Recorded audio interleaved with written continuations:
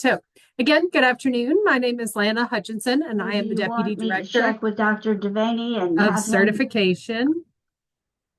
weigh in? And we welcome you to our teacher preparation provider training session for the new application system. We have our standard Zoom meeting preparation things here. We will also ask during the course of this presentation that we try to hold questions. We're finding in many of these sessions that people are asking questions in the chat, and then I'm turning around and answering that question as we move through the presentation, as it's just a natural part of the information that I'll be providing. So if you would hold those questions, we have built time in at the end for lots of Q&A. So if your questions aren't answered by the end of the presentation, then you can drop those in the chat, or folks can come off mute and ask their questions at the end of our time today. So we're here to talk today about the new application system, which launched officially yesterday. And it is available and live. Folks are working towards getting access, getting the permissions that they need. We're starting to see some applications be started. We haven't, at least as of about 30 minutes ago, actually had anything all the way submitted through, but that's to be expected as people are becoming familiar with the system and gaining the permissions they need to be authorized as a preparation provider or as their HR office, and the different steps that are necessary to really get rolling with the new system. I have dropped into the chat the slides for this presentation, although the vast majority of what we'll be reviewing today will be a live demonstration of the system as opposed to the information on slides. But there are a few things on the slides that will be useful to you after the call. The first thing, we launched on July 28th, and the new application system is integrated into the Louisiana Educator Portal. And there's a link to the Louisiana Educator Portal right there on the slides. The portal has been live actually for a little over a year for evaluation information. And so the certification pieces were just slid into that existing portal. And now applications can be submitted and evaluations reviewed. And those two things are pretty closely tied together. So it seemed it's a logical place. And over time, there are also some additional plans to add additional features into the Louisiana Educator Portal and create kind of a one-stop shop for all things preparation, certification, and evaluation. So as an authorized user partnership, there are a couple of things to be aware of and things that you could do to be prepared for this changeover. We have about a 2-week overlap period when our current Teach LA Live system with the PDF applications will still be available while the new system is also online. We ask that you submit any remaining PDF applications that may be lingering on your desk, or work with any candidates that are kind of in the process of completing those PDF applications to get those uploaded if you want to submit them in the PDF format no later than August 11th. Effective August 12th, we will be discontinuing submission of the PDF documents through the Teach LA Live portal. And the PDF documents will not be accepted after that date in any alternative submission way. All applications beginning on August 12th will need to be started and completed fully in the new online application system. Another thing that you can do in preparation for the system is here on this slide is the email address that all communications that are sent through the application portal will come from. So if your school or you personally use any email filters, spam filters, junk filters, then we would advise trying to whitelist or add to the accepted list the email address that's showing on the slide. Is that anything, our responses to the applications, confirmations that applications have been submitted, any automatic notifications from the system when you, as an authorized user, have applications that are ready to be reviewed and signed by the provider. All of those messages will come from that email address. And so if you just make sure those are coming through, then you should receive all the messages that we send.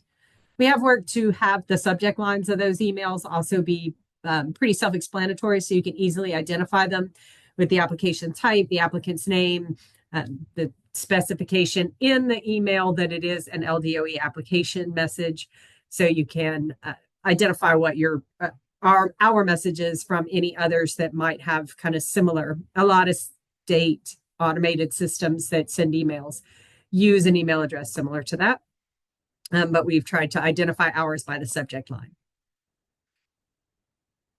Now, one of the first things that will need to happen before you will have preparation provider access are a few different permission requests and some other related accounts that will need to be set up. So for your candidates, if you have candidates, particularly in your alt-cert programs, that are already using the Louisiana Educator Portal for evaluation. Maybe they've been serving on a TAT while they work to pass their exams and enter an alternate certification program. Maybe they've been teaching uncertified and are now moving forward with getting that certification. Those candidates, if they're already using the Louisiana Educator Portal, they'll just have access to it. They won't have to do anything different. They'll just log in and the new features will be there for them. For candidates that are not already using the Louisiana Educator Portal, your undergrads particularly, but also any alt-cert candidates that have not been serving in the public setting, those candidates will just need to create a MILA ID. There is a link provided on this slide. You can also just Google MILA, and it is usually one of the first results. And MILA is our technology team for the state as a whole is moving towards using MILA or My Louisiana as kind of a single sign-on service to kind of facilitate the security for multiple different state websites and online services. So many people may already have a MILA account for other reasons. If anybody that uses our Teacher Certification Help Center, since we launched that last October, that requires a MILA account if you wish to log in and submit your request and retain your history. So a lot of folks may already have that. And if they do, that should be all they need to log into the Louisiana Educator Portal. But as authorized preparation provider users, you will need an eScholar staff ID, which you may or may not already have, also a MILA account, which again, much like individual educators, you may also already have a MILA account from using our Help Center or other state systems. And then there are permissions that will need to be requested directly through EdLink Security to give you the authorized access as a preparation provider representative. So I'm going to upload the guidance document for requesting permissions as a preparation provider. But again, the first thing you'll need is an eScholar staff ID and a MILA account. Those two things can be requested in either order. That part doesn't really matter.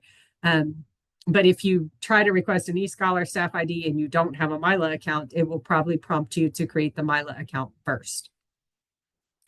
So to create the staff ID, and again, this is linked on the slide, the EdLink Ops portal is where that is requested. If you don't know if you have one or if you don't think you have one, then you can just click on that link. It will ask you to sign in. You click the sign in button. If you don't have a MILA account, it'll take you to MILA and have you create that MILA account. And then you just enter some basic information. But the first question will be select your account type. And for preparation providers, you will select that you're working with an external partner. And when you click on external partner, it will then provide the option to choose teacher prep provider.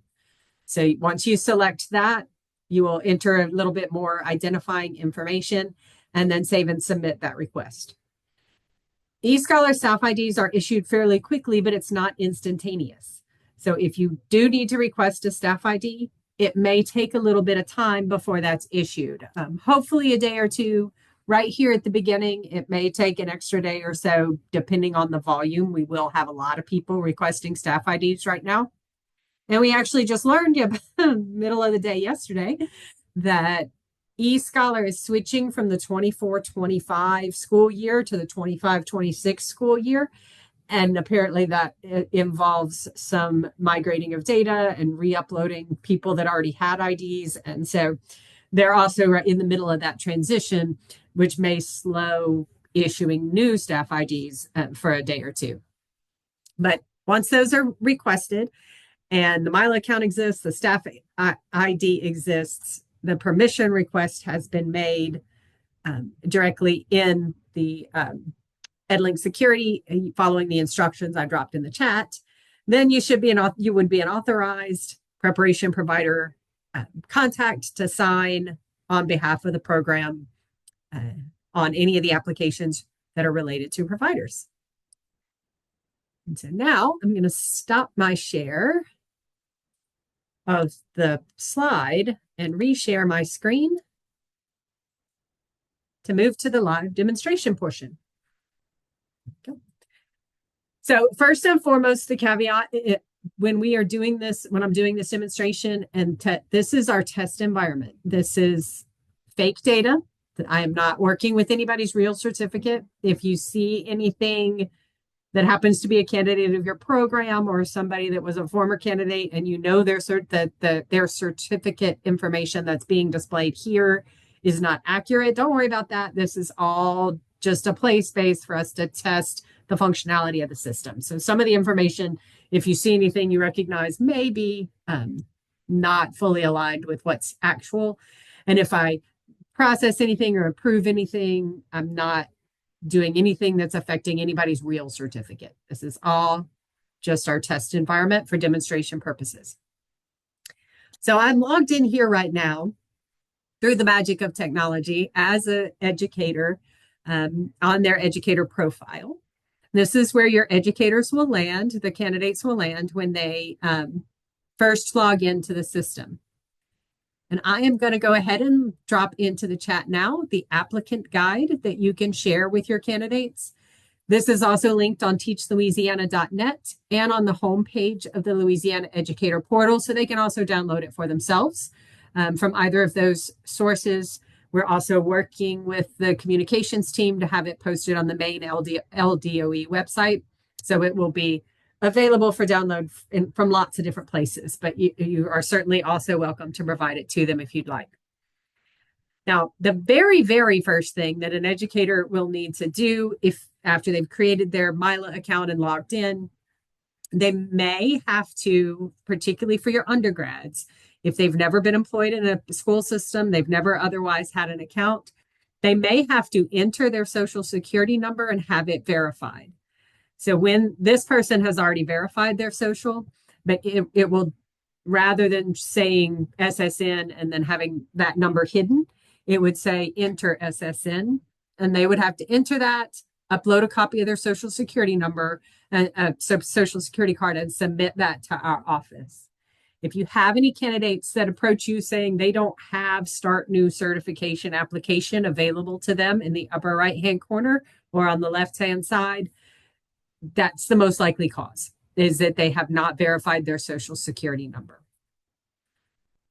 So that will kind of be their first step, and potentially in your onboarding, especially again with those undergrads and people who've never used the Louisiana Educator Portal before, then it may be a good idea to have them go ahead and create their Mila account and go ahead and verify their social security number, so there aren't any further delays once they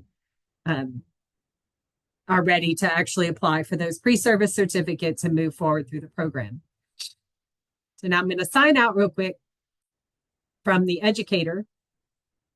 And this is not something you will be able to do. You won't be able to pretend to be other people. That's just magic of the test environment that I can use for demonstration purposes. I'm going to log in as a preparation provider. Now, as a provider, the first thing that you will need to do is set the provider code for your program. So for educators that are working in the public system, we're able to tap into employment reporting data in order to figure out which educators go with which employing school system. But we don't have candidate reporting systems to know who your candidates are.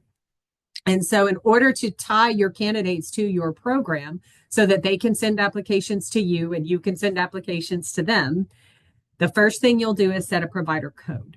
And then it's a one-time thing to set the code. You can set it to something of your choosing. And once you've set that code, then you will provide that code to your candidates prior to any application that needs to be submitted. And to do that, you're going to go, once you've been granted all your permissions, you'll go to provider certification. And let me drop in the chat the provider guide, because I was about to say, and this is in your provider guide, but I haven't uploaded that to you yet.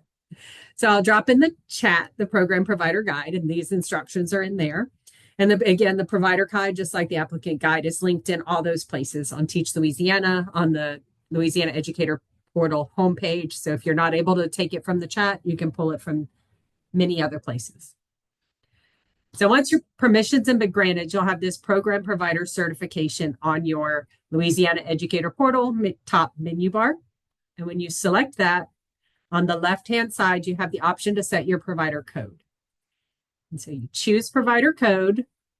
And this one's actually already been set. I'm not going to actively change it, but you would choose change code, type in your 6-digit code, numbers or letters. We recommend making it something that you'll remember what it is. And we don't really anticipate a whole lot of abuse of these codes. So if it's something fairly logical, I don't think there's any problem with it being pretty obvious what it is, but you'll just need to set a 6-digit code for the program. Once you've entered the 6-digit code there, you hit save code and your code's set. And that's all you need to do. And then what your candidates will do, sign out of being the provider again.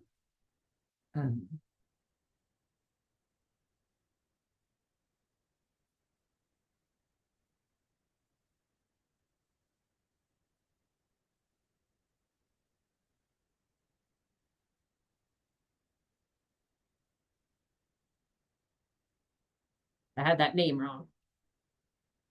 So then your candidates will need to go to where when they're logged into the portal, to this upper right-hand corner and go to advanced settings.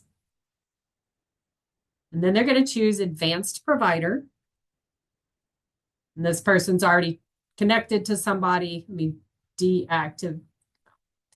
So they would choose add provider, enter a provider code. I'll enter somebody else since I and that will send a request to the provider to be connected as a candidate.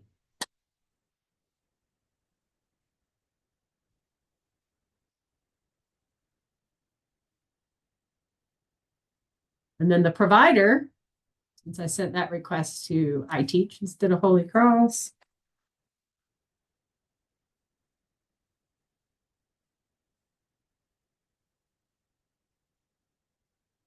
under requested actions, will receive that request to create membership. And so you as the provider, even though the candidates will be making the request to connect, you as the provider will get to approve or reject those requests. If somebody did guess they're not enrolled in your program, you don't want them connected to your program, you can just reject their request. But again, we don't anticipate abuse of this or people just randomly trying to connect to providers that they shouldn't be. Although there may be some people that just don't understand and try to connect to a provider that was their provider 10 years ago when they initially got certified, just assuming they need to be connected to somebody. So it's fine to accept or reject as is appropriate to have your list of just active candidates. So you would just claim the request and it'll ask you to be, are you sure you want to claim it? And then you click details. And then again, you can accept or reject depending on whether or not they're a current active candidate or whether or not you want them in your connected list.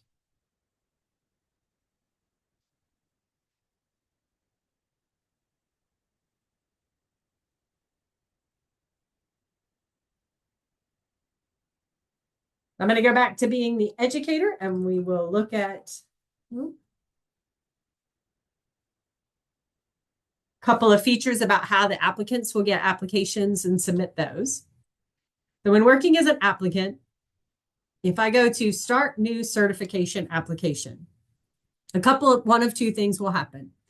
If this candidate does not have a CBC or a criminal background check or the clear credential issued, they will not have access to any applications.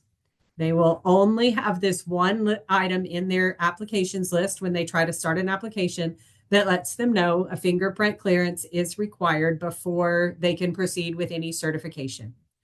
So this should take some of the load off of our providers and our HR offices who have since January, many of them trying to check beforehand, see if the clear credentials have been issued. It'll also prevent the issues of submitting an application that we then have to return and say, we can't process this yet. They don't have their background check. To some extent, potentially even reduces the amount of communication, although we would still encourage you to let your candidates know they need to be fingerprinted before they can apply for anything for certification. If someone didn't get the message, if they try to apply for anything, we will also be notifying them right there before they can start any applications. And this application packet is just a quick and simple, it's very similar to the educator fingerprinting packet we've been sharing, and some of you may have been using to provide to your educators and your candidates. This link takes them to that PDF document to download it so they can have it available offline while they're registering with Identigo. And then we just ask for a little bit of information. The first thing we're asking for is their personal information. This is kind of the start of every application, and this is pulled in out of their Louisiana educator profile information that's part of the profile. At least the portions that are in the gray boxes do. And for a real candidate that's not a fake test person, this email address also comes in. So it's automatically going to pull in that social security number that's been verified and validated, the email address that has also been verified as part of the registration process. It'll send them an email that, just like when you register for so many other things, you put in your email, it sends you an email that you have to click on to verify that that was a real email address. So we will have a verified email address, a verified social security number, their name as they entered it on their profile. So the first time they complete any application, which for many candidates will be the fingerprinting packet, they'll put in their address and their date of birth. And then that information is going to save for application purposes. It doesn't officially become part of their profile, though, and they can change it at any time. Next time they do an application, it'll autofill with what they put in last time. But if they want to change it, they can just change it right there on the application. This should help pulling their information, their verified social security number, and other information. Should also help with some of the sometimes frustrating reasons we have to return an application because there's a typo in the social security number, either on the application or the professional conduct form. We'll no longer have people manually typing that in. It'll be pulled from their already verified social security number on their account. So it will reduce those errors as well. So the applicants will provide their social security card and their driver's license. So you won't be required to gather those and make sure they're included with applications anymore. They'll upload them themselves to every application. As anyone is navigating through any forms, whether they're applicant forms or your preparation provider forms, you click the complete button at the end of a page in order to check it off of the list on the left side. And that means that page is totally done and everything required on that form has been completed. But you do have next and back buttons. So if you wanted to go back to that page and change something, you still can, even though it's checked. Or you can go to the next page and the next page without fully completing a page if you want to skip around in the application. But before you can finish and sign your sections, you do have to have little check marks on all your forms that are in your section. And we'll show you applications with a provider section in just a moment. So they're going to finish a basic professional conduct form like the one that we have in all of our application packets, just the now online version. Complete that. And then complete the section review. This is going to add their digital signature. And now you see all these forms are locked. They have a little lock option by them. That means the applicant has completed all the required information, and this one is ready to be submitted to our office. I won't finish that one right now, but I just kind of wanted to show you that'll be the first thing your candidates will need to do if they don't already have a background check. And then we will switch to completing an application that is actually a program provider application. Now, all of the program provider applications, resident teacher, practitioner license, and initial recommendation, they're all hidden from the applicants. A random person cannot go select an initial recommendation and just send it to you to complete for them. In order for a candidate to get any of those application types to fill out, their program provider needs to send it to them. So when that's the appropriate time for the candidate to be applying for their pre-service certificate or be applying for initial recommendation, when you as a provider have verified that they're at the appropriate point in their program to receive that application and start filling it out, then you will send them the application to complete. Before you can send it to them, they have to be connected to your program. So that getting their background check and getting connected to your program will be those first two steps. And then when they're ready to apply for their pre-service certificate, you will go to Program Provider Certification, go to your location details, and see that through our testing, we've managed to connect 7 employees, which will be your candidates. So you would click the little blue arrow next to your location, and it'll list each of your active candidates. And you just find the one in the list that you are ready to send an application to.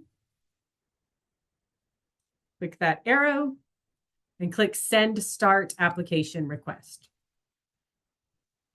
And then here, you can select which packet it's time for them to complete. Now, if you come here and you click that packet and the only choice you have to send to them is the fingerprint clearance, then they don't have the background check on file. So it'll check for you as well. You can't send them the resident or the practitioner license if they don't have a clear credential or a CBC on file with our office. But you can send them the fingerprint clearance and say, it's time to apply for your pre-service certificate, but you still haven't done this background check thing, and I can't send you the other application until you do it. And then you can actually say that in this include message for educator. However you would like to say it, you can add a custom message when you send them an application packet. But I will send this educator the PL renewal. Why not? And I just say request, and that has sent them a requested action to go complete that application. It's a lot of switching.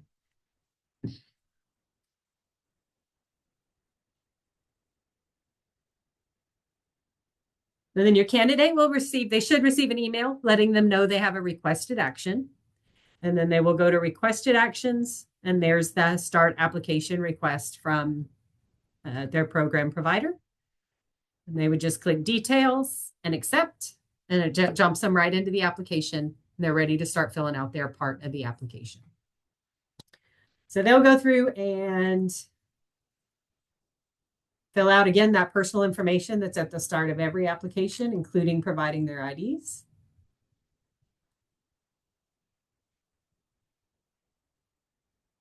Professional conduct form, as with every application.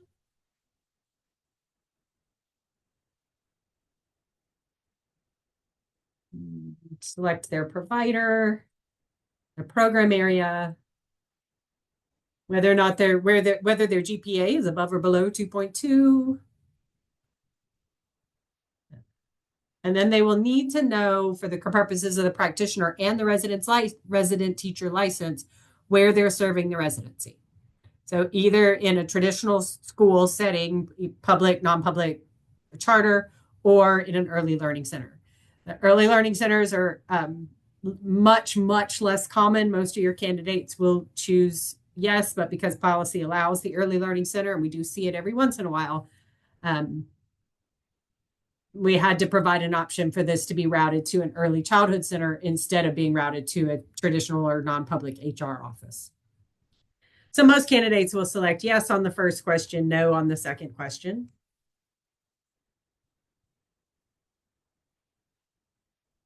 And then that's their portion to get the application started.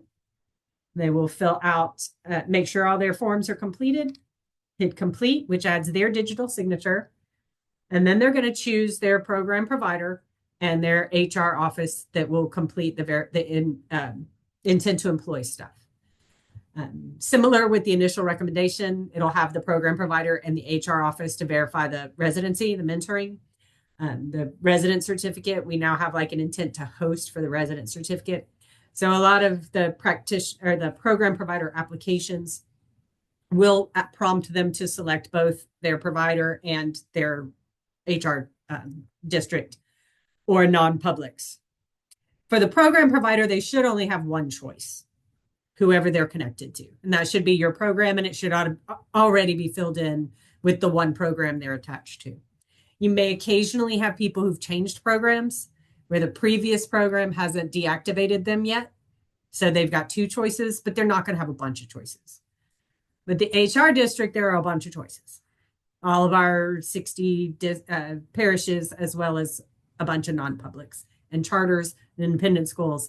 So this is from my imagining, picking the right HR is potentially, for a lot of people, it's going to be easy and they'll know who to choose. But I can see that sometimes that being a little confusing, more for residents than for practitioners who are actually employed by the person. But with the residents, I could see that being a little confusing. But they'll have to pick their provider in their HR office, and then they'll click OK. The application will update these two sections on the left side, the provider section and the HR section, to show who it's been routed to. And the applicant's now done with their part until everything else is finished, because they're going to pay at the end. So once everything's been filled out, then they'll go make their payment. So I will log back in as the program provider and show you what you'll receive.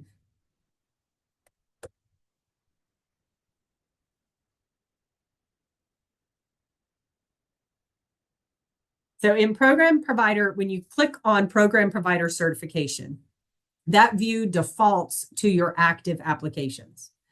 And active applications are applications that have been sent to you that haven't been processed or assigned to a specialist for processing.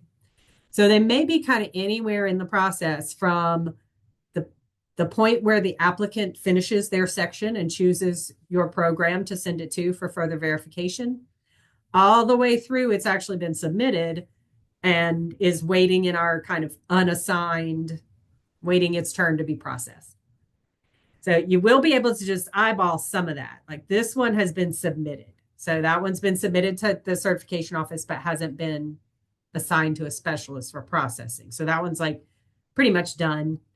And if you click on it, you see it doesn't really tell you much except that it's complete and currently in the queue for the certification office that was submitted on 7/25.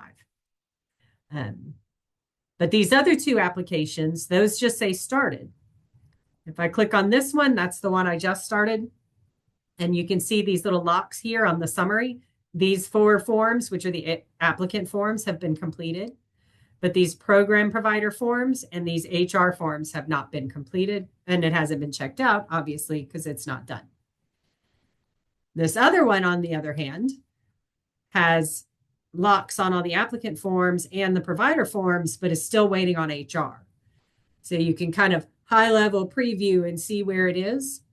But you can also click on the application and see the whole thing and see exactly where it is. So if you've got one that's sitting there, you can click right here and see who should be filling it out. The HR section will say where they sent it for HR. When the application routes, it routes to HR and the prep provider at the same time. Systematically, we weren't able to have it go one first and then the next. So it does go to both of you, pros and cons of that. As providers, our office would recommend best practice is to wait until HR has filled their part out so that you can verify the placement is in alignment with the program and all the other things, and that they verified the mentor, that all of that is included before you sign off as the provider. But certainly as we go through and everybody gets comfortable with the system, if you've got good partnerships and you know that those placements are, that your HR folks are going to get it filled out and those placements are going to be accurate. If you want to complete your provider section before the HR section, there's nothing in the system that will control for it. And we would not reject an application if we see you as the provider signed it before the HR signed it. It just opens the door that if HR then goes in and verifies a placement that doesn't align with their enrolled program, there might be, we might have to deny the application.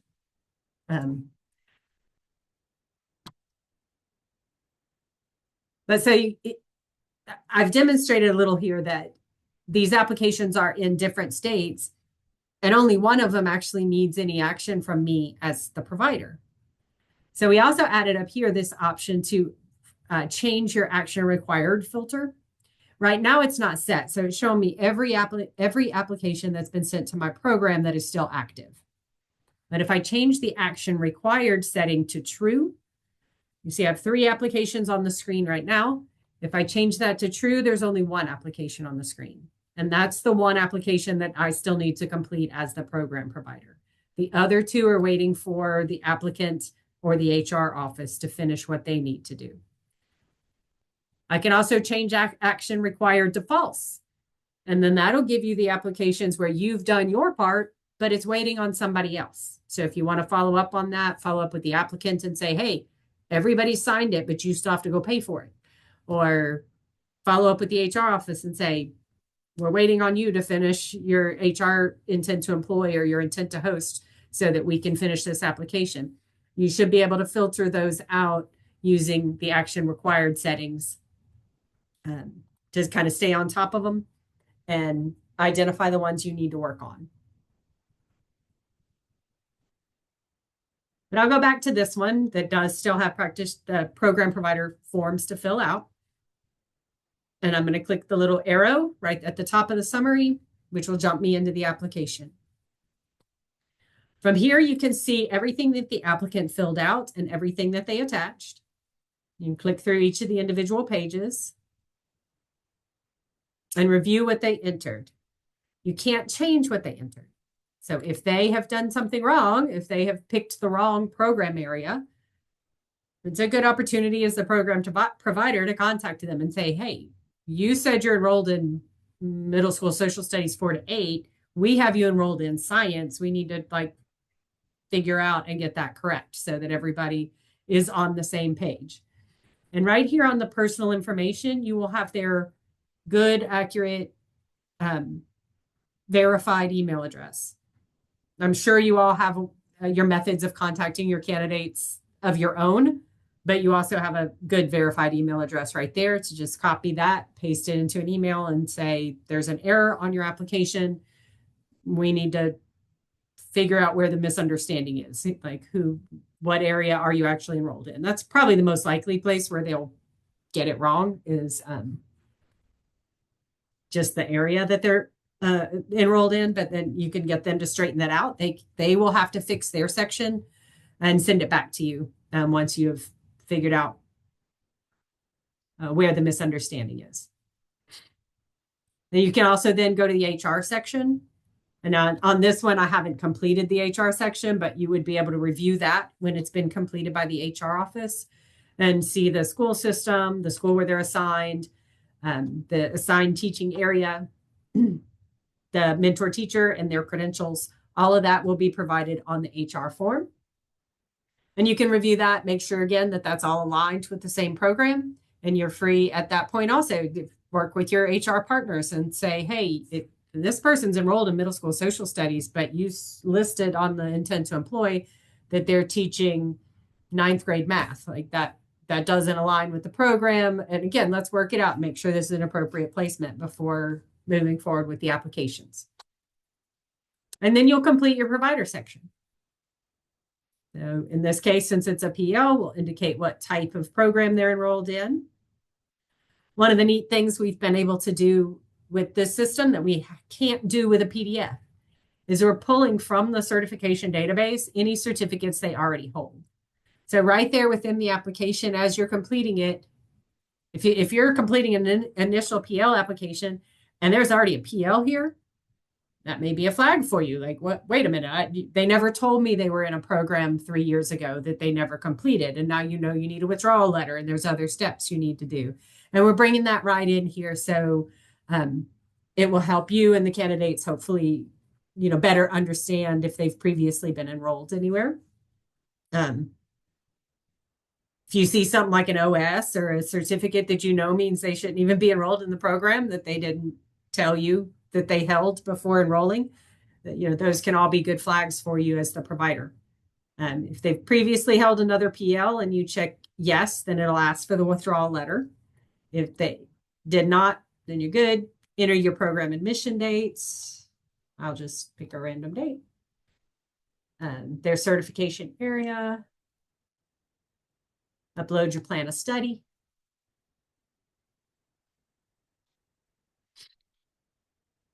We'll ask if the praxis scores are already on file with our office as providers. If you're used to and accustomed to checking Teach Louisiana for scores, if they're already there, you can just say, well, we already have those scores and we will not ask for a score report.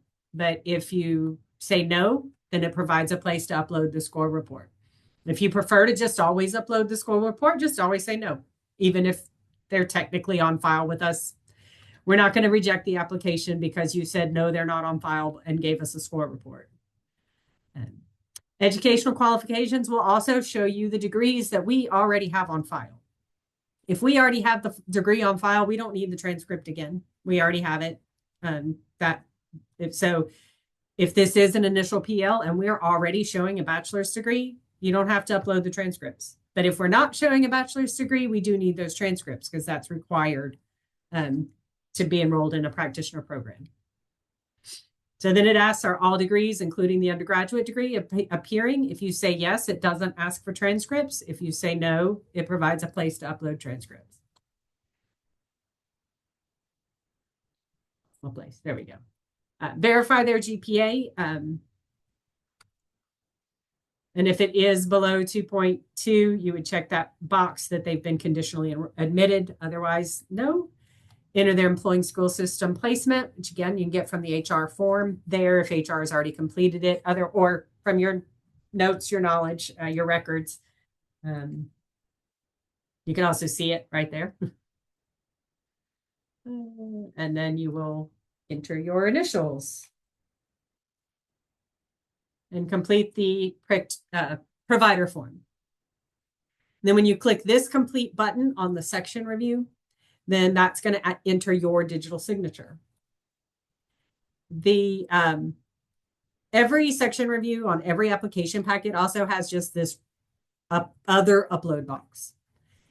That's just the catch-all for whatever.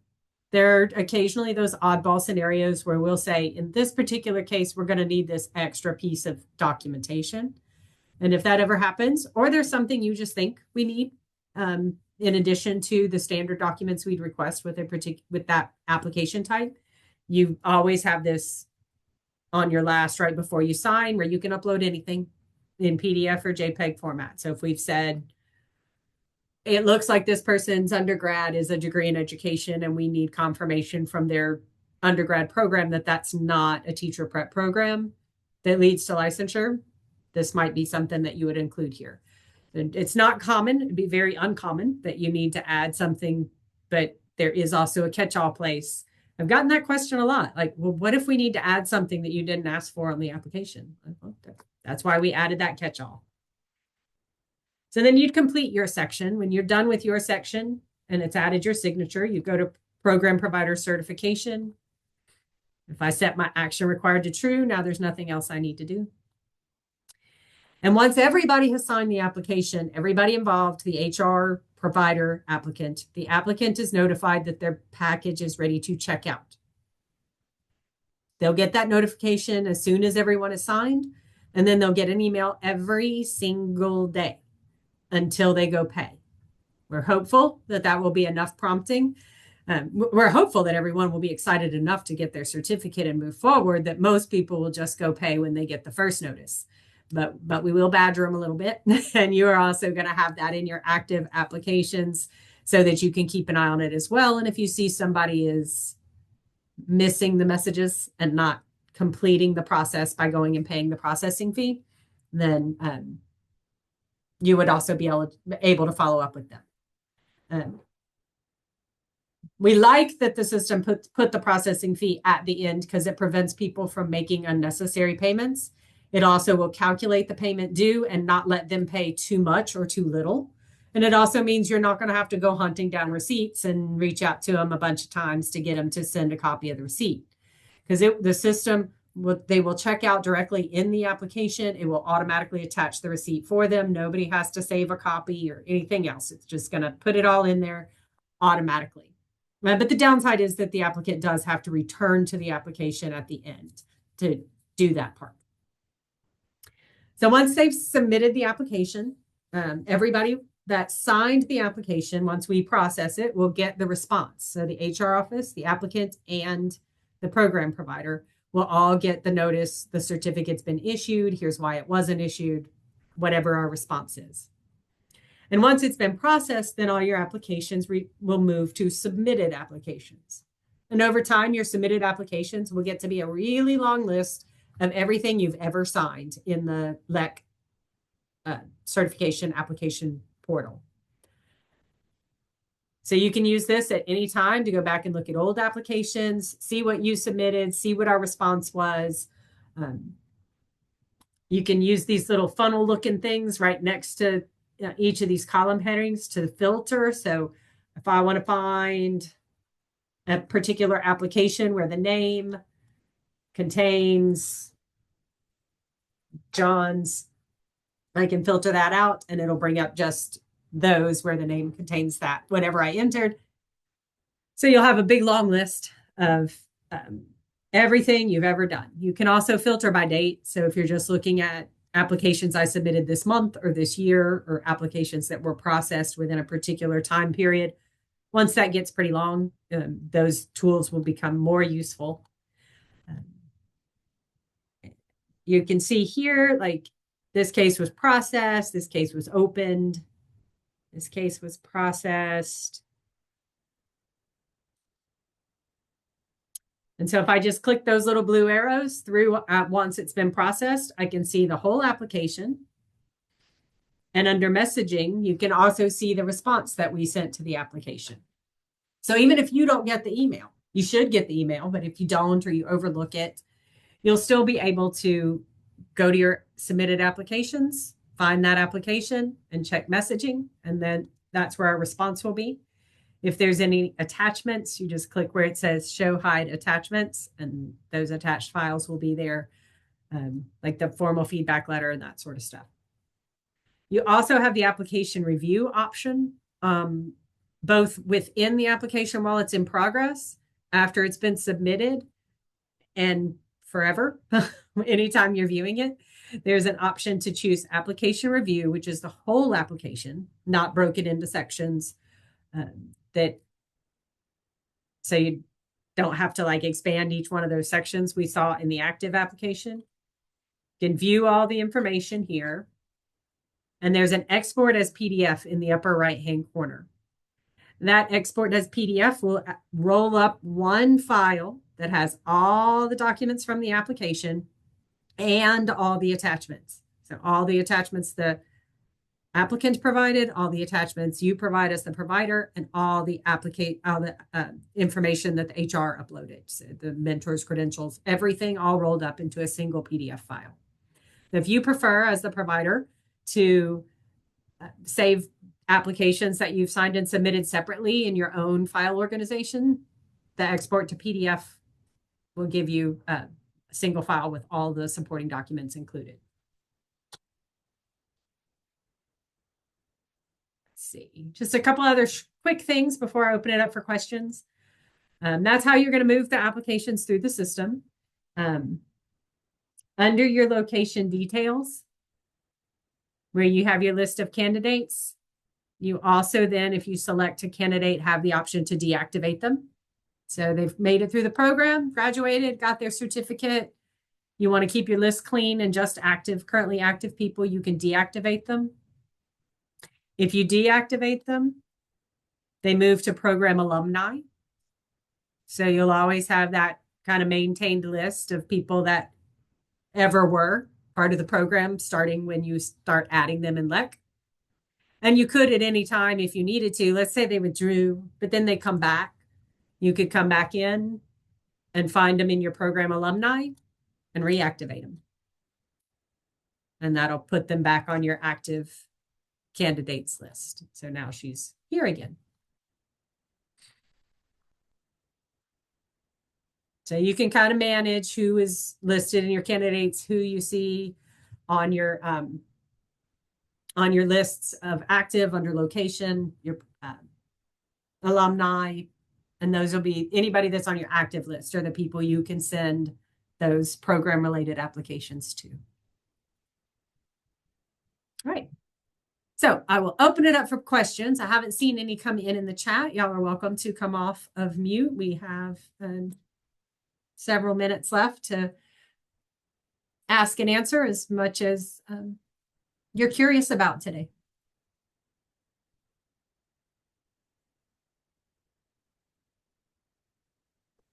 I have a couple of questions. Okay. The first one is, so in our program, one of the things that we have, since we started, we have essentially paid for their first PL and their initial application license for them. Mm-hmm. So is that a thing that we can no longer do since Nope, you can do that. Okay. That one's submitted. Let's see if I have. They're both still waiting for HR. Hang on. These are EBR.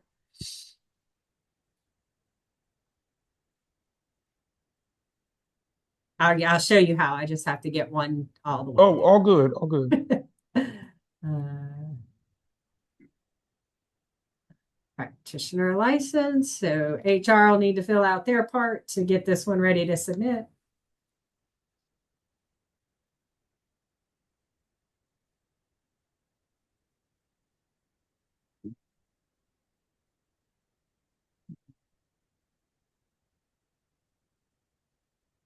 I think this might have been social studies, but whatever. For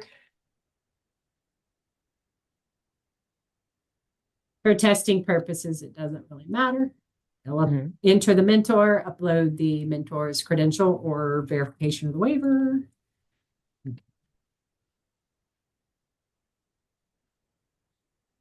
All right, now this one should be ready to pay. So the applicant will still get your application is ready to check out notification once everything's been signed. But that's the one that's ready. Anybody involved in the application on the left side can go to checkout. And if all the forms have been signed, the checkout form will show up. If there's anything else that is still needed, the checkout form won't be available. And over here, something will say not complete. So you can figure out, oh, in the HR section, there's a form that's not complete. So it won't let you check out till everything's done. But then you would just put in the payer information.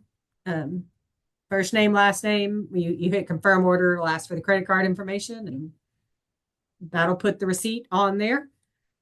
And then anytime when an application is paid, after the payment completes, it shows a button right there along with your payment is complete that is submit. You do have to hit that submit button after the payment completes.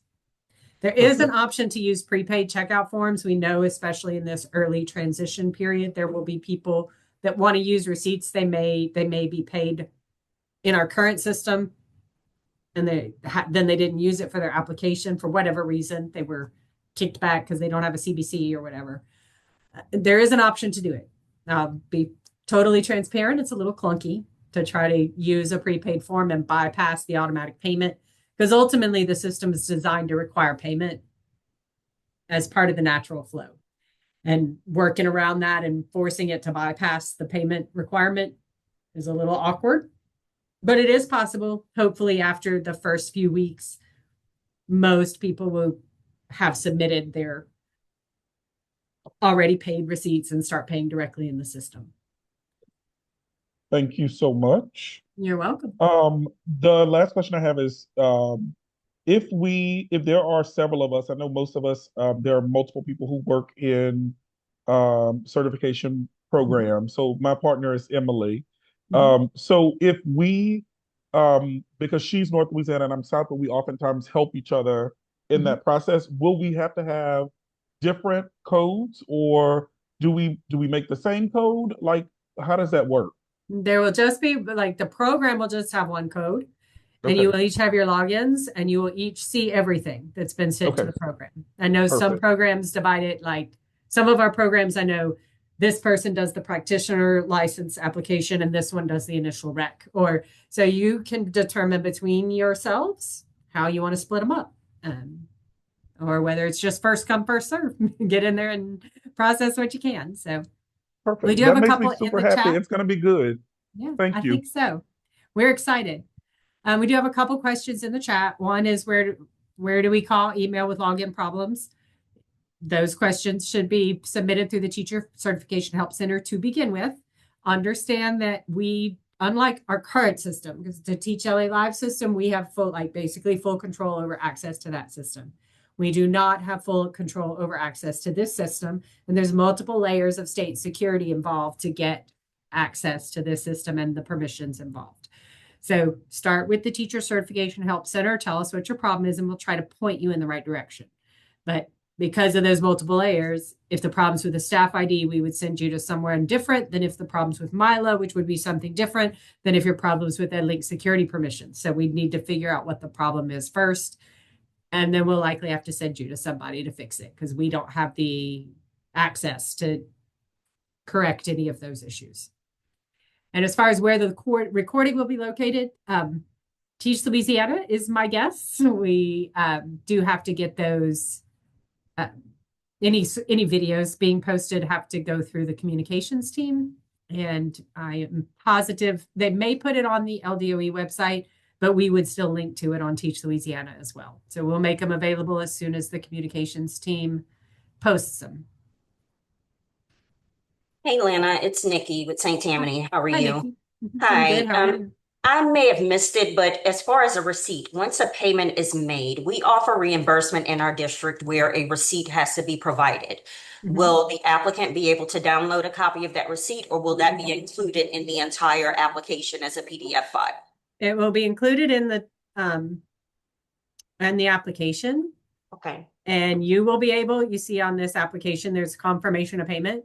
Yes. So, I mean, y'all can pull it right out of the application if you signed it. Awesome. Okay. It'll be right there, or they can pull it right out of the application if you want to make that their responsibility to submit that with Yeah, their you know request how for large we reimbursement. are. Yes, Yeah. Thank you. absolutely. They'll be able to go right there to confirmation of payment, and it'll just be there.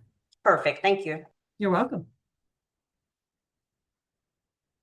It is right at 4 o'clock. I do have another minute or two if anybody else has any last minute questions. Otherwise, that is the introduction, and we look forward to seeing those permission requests come through and starting to see those applications flow.